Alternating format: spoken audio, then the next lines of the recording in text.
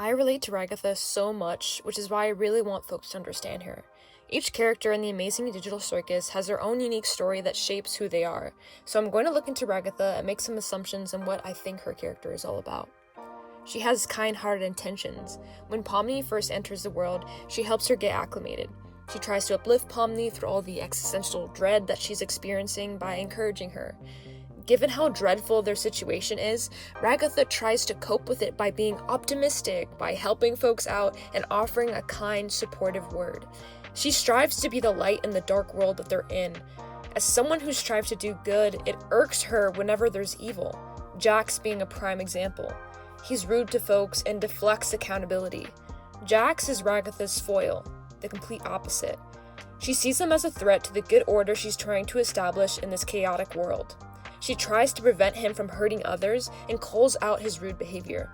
She's defending her good nature against Jax's evil nature. She seems nice.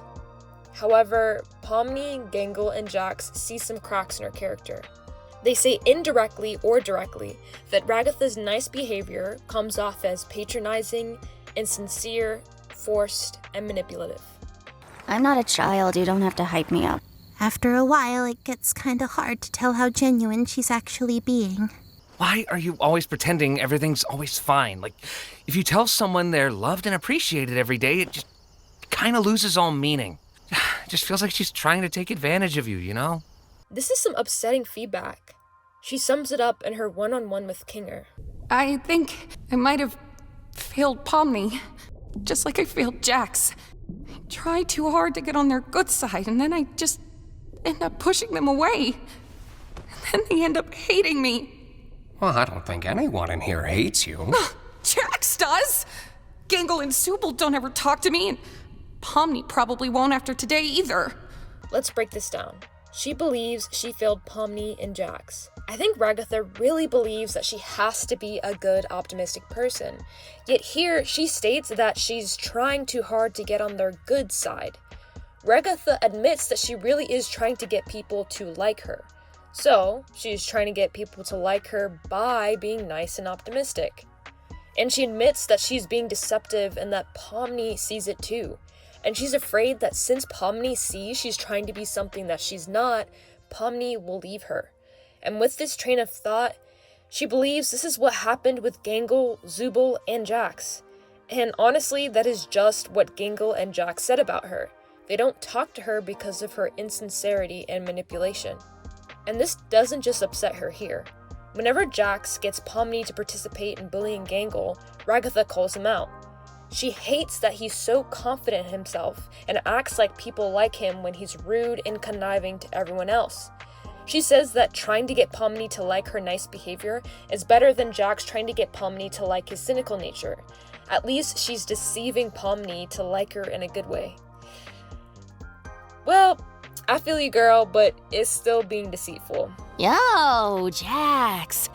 I, hate you, but I don't want you to hate me. Is that weird? Yeah, that is. You're being double-minded. She really wants to be loved, but she thinks she has to put on a nice front to do so. She doesn't believe that people will love her for who she really is. And she believes this is what Pomni thinks. But actually, Pomni does like her for who she is. Pomni encourages Ragatha and says it's okay for her not to put on a front all the time and be nice. It's okay for her to show her true feelings, to be her true self. She's assuring Ragatha that she supports her true self. However, when Ragatha actually lets her feelings loose a little too much in her rant to Jax, Pomni understandably says she's being a bit too much. Ragatha gets frustrated, saying she's trying to be herself. Then right here, Ragatha's fear of rejection kicks in. She's thinking, dang, here I show my true feelings and Pomni actually doesn't like it. I was right, she doesn't actually like me. And she shrinks back in shame, apologizing to Pomni, fearing that she doesn't like her. Ragatha is thinking in extremes. She's not thinking, yeah, I could have dialed that back a bit. No, she's thinking in extremes in that, I made such a bad mistake, I should have never expressed my true emotions, now she's going to hate me. But Pomni has a more logical way of thinking. She gives Ragatha grace and no, it's fine if she makes mistakes. That doesn't define her. So she assures Ragatha that it's okay. She doesn't hate her. She likes her. This is what Ragatha needs. Grace to know that she's still valued and loved for being who she is. She can make mistakes for being herself. She'll learn how to tone it down a bit. It's okay. She doesn't have to be perfect. She doesn't have to fake it. She doesn't have to please people. She just needs to give herself grace and love herself. That will give her true peace. That will give her true confidence in herself and pure joy. A joy that no one can take away. There is no perfect love in fear, for fear has to do with punishment. The one who fears is not made perfect in love. That's it. Fear. Fear is keeping Ragatha from loving herself. Fear of punishment.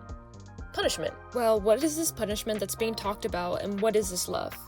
Cool thing is that this verse is referring to parental love. And what's one fear that Cain used against Ragatha? The fear of her mother. I mean, just look at the scared expression she has when she says this, followed by a look of shame. And my mother, my mother was a lot. She doesn't miss her yelling, berating, which is to scold and criticize angrily, and guilt-tripping. To be honest, I had to look this up. Guilt-tripping is making someone feel guilty for doing something and using that guilt to make them do what you want. It's pure manipulation. Ragatha is definitely taken from her mom. Ragatha's mom is emotionally and psychologically punishing her and manipulating her. And the previous verse points out that this isn't love. True love does not end in punishment. It's gracious and merciful. The verse shows us by discussing God's gracious and merciful love, which was withholding our punishment through Jesus. God's greatest display of love was sending Jesus down in his spirit to bear the punishment we deserve for our wrongdoing. So those who believe in Jesus believe in God's love for us, and thus are God's children. However, in Ragatha's case, her mother was not loving to her at all. She was about punishing her. Ragatha doesn't believe love is gracious, kind, and merciful because her mom is not that way to her. Her mom showed her a terrible view of love. So Ragatha believes love is critical and judgmental.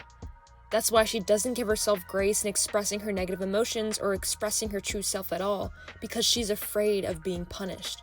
This is what emotional attachment theory talks about. I'm not a registered therapist or anything. I'm not giving out solid advice.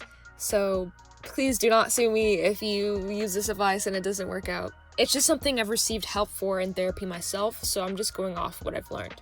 Based on emotional attachment theory, our relationships with our parents in our early years as infants determines how we think love looks like in a relationship. And the way we approach relationships is based on this conception of love.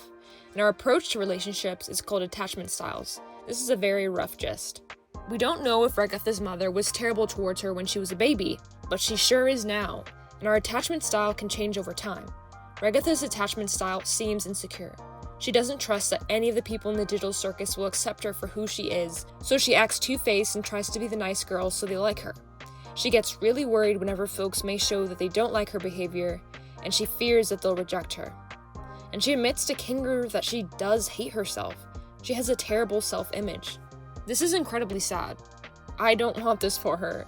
And the great thing is, Ragatha doesn't have to stay in this insecure attachment style. She can change. She can have a secure attachment style. She can feel confident in loving herself and trusting that others will love her too. Thankfully, she has Pomni to show her what gracious love is like. But each heart knows its own bitterness and no one else can share its joy. Ragatha has been through stuff and needs to figure that out on her own. Pomni can't do that for her. Only Ragatha knows her own bitterness, and it's her life that she's living. If she wants to be joyful and secure, she has to do that on her own. Other people can't make her feel that way. Other people can guide her and support her, like a therapist, but they can't live her life for her. Only she can.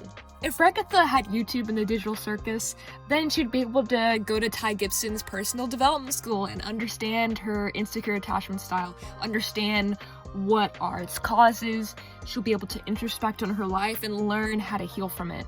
So this is actually a tool I recommend if you have insecure attachment style. I do, I'm a fearful avoidant, and I found that watching her videos were very helpful for me in understanding how to, improve my relationships, how to be a better friend, because I know I've struggled with relationships, and I relate to Ragatha so much because a lot of the stuff that she's experiencing is what I'm experiencing. So this was super helpful for me. My therapist actually recommended this channel to me, and as a Christian, as someone who believes that we're here created by God for a purpose, I read scripture to understand who God says I am, to understand my identity, to understand what love is, because God is love. So scripture is very helpful for me. So I use both therapy and scripture to have a good understanding of how to improve my relationships and how to understand who I am and to get that better sense of self. Not really there, kind of like Ragatha, but we got this. So if you're also struggling through this, I recommend these resources. But yeah, this is honestly my take of Ragatha. I probably was projecting. I know I probably was projecting it sometimes, but I think this is kind of how I've understood her character. And I feel like it's really important to come to her character and understand her in such a kind, gracious way, because I've watched some videos that just really dig on her and kind of villainize her and make her seem like she's just foolish and ridiculous and she should change and she's just people pleasing, and that's really judgmental. And I think we need to come at her with love, because I mean, she's like me, she's like other people, we all experience issues like this, we have a backstory, there's a reason why we act like this. So please let me know in the comments, like, is this something that you also experience? Like, did I hit the nail on the head, or were there some other things that you found about Ragatha's character that I didn't touch on that need to be addressed? I would love to hear your thoughts. Please put your thoughts in the comments and tell me what you think. Tell me if this is also something that you're experiencing, and if the attachment theory is something that you've looked into. I hope this video was helpful in understanding Ragatha and hopefully understanding other people in our lives who may act this way, and being a bit more empathetic towards them.